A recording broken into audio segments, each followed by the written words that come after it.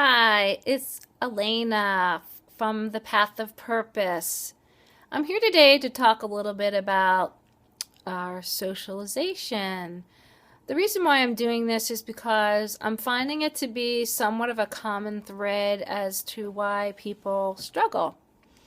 And actually, there was just a research that came out from Harvard University that stated they found it was founded in their research that people who are socialized and in groups and in relationships are healthier, they live longer, and less likely to be depressed.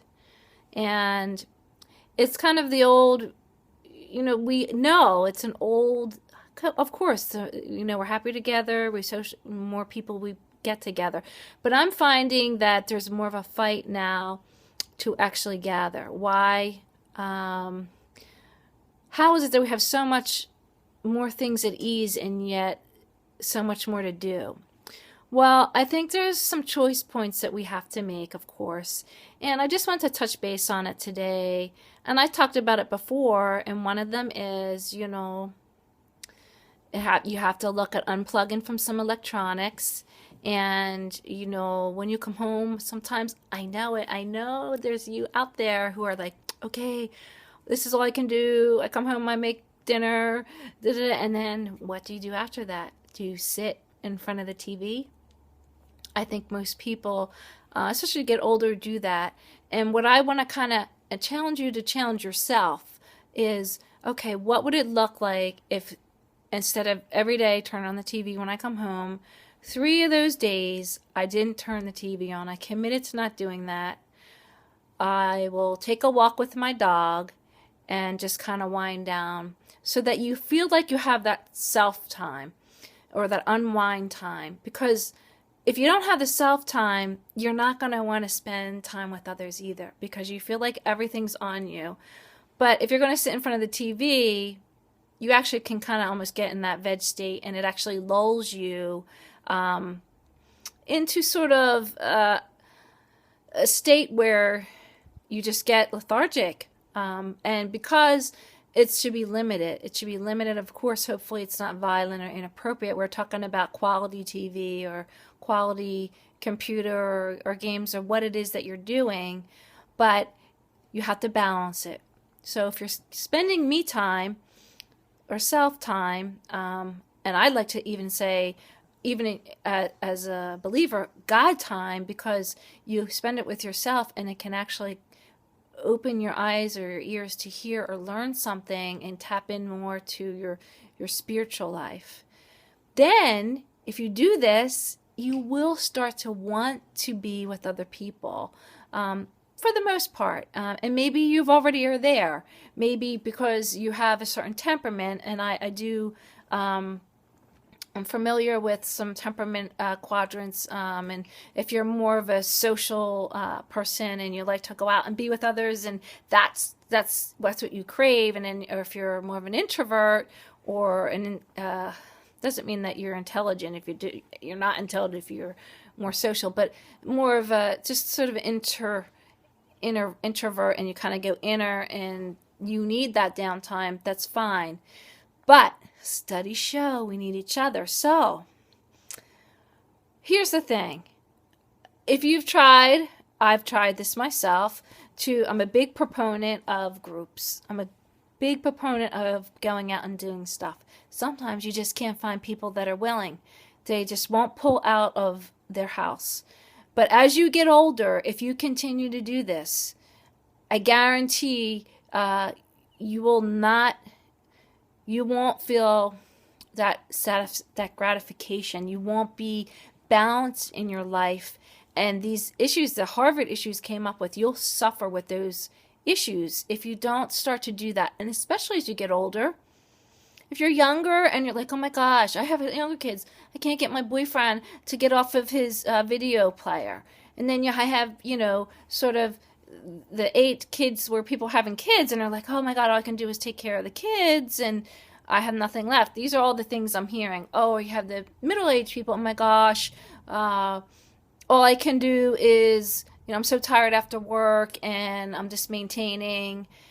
And then I hear the older people, oh my goodness, everything has, um, people have died, and, I don't really like these people. They're kind of cranky. I mean, I've heard these are the gamut of responses I've heard why people won't socialize. I want to say one little thing. If that's the case and you try joining groups and relationships aren't building, whether it was a Bible study, whether it was an art class, whether it was some sports thing, and relationships are not forming, this is the key. If you join something where you volunteer a little bit of your time, I know you're going to say, I don't have time. That's like the American thing now. Let me look at my schedule. Or non-American, I don't know. But if you say, okay, I'm going to start out once every other week, you can do once every other week for an hour. A selfless thing where you're actually joining a group to help others. It is promised to you, if you help others, you yourself will be helped. Relationships will come naturally. You'll feel better. Things will start to develop. So I've talked a little bit about types of socialization, and yes, it is best if you have different types. This is, there's the giving volunteer, the giving type, the volunteering, the giving, the selfless type. Then there's a spiritual type. Okay, I joined my Bible group. I'm in a choir. I'm in, a prayer group. That's another. Then you have the activities group. Okay, we go out and play ball together. We do, I don't know, go watch the game together, if you want to call that activity. And then we have, so I said activity, spiritual. Oh, and then I talked about sort of the indoor piece where, you might do something with like maybe just one person, or, that's not so much on the social end, but it's more just something non-work, non-chore related. If all you're doing is being someone who works all the time, you are not going to be happy, because work is not what identifies you. It is not your identity. But if you give over yourself and really take a look at your schedule, okay, how am I spending my time? How much laundry, if you have to break it down to that, you can do it generally and say, okay, here's this little pocket of time, and see how you can change it. Start by taking a walk. Oh, the outdoor, that was the other one. The outdoor socialization, where you're actually getting outside. That could be walking with somebody. That could be gardening, going across the street and helping somebody garden, that can't garden anymore, or just something you kind of really enjoy and you can kind of do regularly. And I know there's seasons of winter, and some people just resolve themselves to turn into a hermit on certain seasons. Some people hate the heat. Some people, and I stay in air conditioning all summer. Some people hate the winter and the snow, and they don't go outside. And you know what? Get a warm coat, put it on. You get that brisk, get that rosy in your cheeks, the stretch of the leg. It's a good old Irish saying. And start walking, and you'll feel better. You know what? You go outside, swim. There's things that you can do, and I just want to encourage you to do these things. I want to hear from you. You know what? The gym might not be for you. I understand, but I want to encourage you to bring that balance into your life. I want to encourage you to join with others, because we need each other. We need each other. People, I learn from other people all the time, and pray also. Pray. You want a kindred kind of person, or people come and go in your life. Pray for that bosom buddy, as the old adage said. And, if you start to look at these things, start to just apply these little bits, just start somewhere. You don't have to do it all. Just start. You will start to see, like, you're feeling better, and it'll carry you in your life, and you'll want to do more. It's not going to be like, oh, I have to do this. Like, it's going to be automatic. When I come home, I am so trained to walk my dogs, who are waiting here for me to take them. I'm so trained to walk the dogs.